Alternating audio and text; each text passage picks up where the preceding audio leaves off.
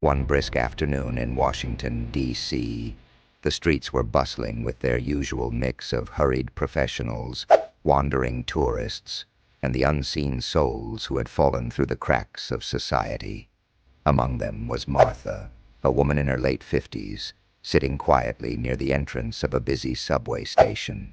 Her face was weathered from years of hardship, her once bright eyes now dull with fatigue. She wore layers of mismatched clothing and clutched a small cardboard sign that read, "Homeless Veteran. Please help. God bless." Martha had been a sergeant in the military, serving her country with pride and courage. But life after her service had not been kind. Unable to find stable work, grappling with untreated PTSD, and losing her small home after a series of misfortunes, Martha found herself on the streets.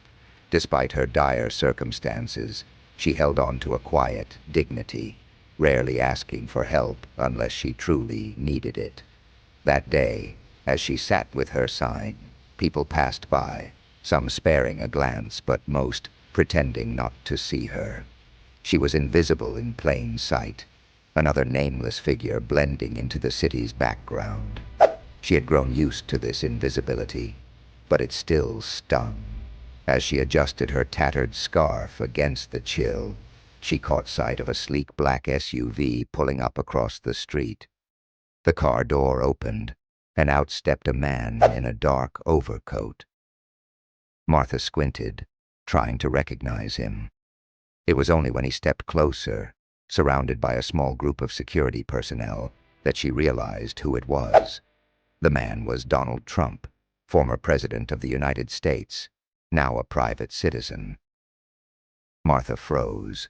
She had seen him on television countless times, but never imagined she'd see him in person, let alone up close.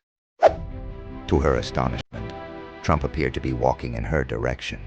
She instinctively looked around, thinking he might be heading for someone behind her, but there was no one.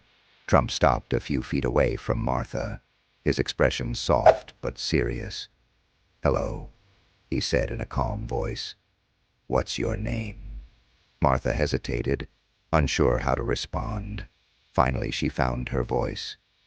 "Martha, sir," she said, her voice trembling slightly. Trump nodded.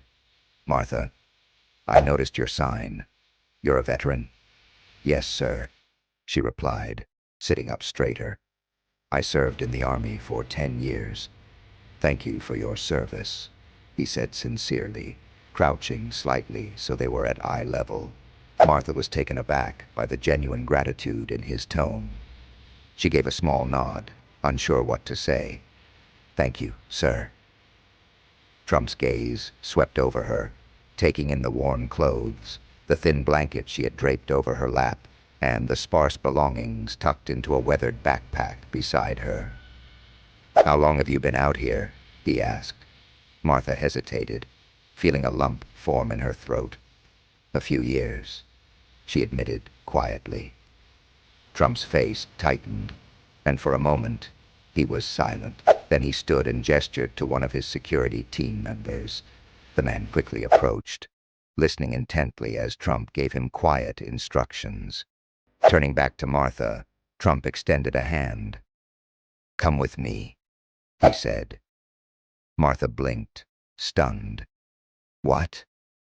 "I'd like to help you," he said simply. "Let's get you off this street." Martha hesitated, unsure if this was real, but something in his tone, firm yet kind, made her trust him. She nodded slowly, taking his hand. The security team guided her into the SUV, and within minutes, they were driving away. Martha sat quietly, clutching her backpack and staring out the window. She couldn't believe what was happening. Trump, seated next to her, broke the silence. "Tell me about your service," he said. Martha glanced at him, surprised by the question. "I joined the Army when I was 21, she began. "I wanted to serve my country, make a difference. I was stationed overseas for most of my career. It was tough, but I was proud of what I did. Trump listened attentively as she spoke, nodding occasionally. When she finished, he said, "You've given so much to this country. It's unacceptable that you've been left to struggle like this." The SUV pulled up to a luxurious hotel in the heart of the city. Martha looked at Trump in confusion. "Why are we here?" "I want you to stay here for now," Trump said.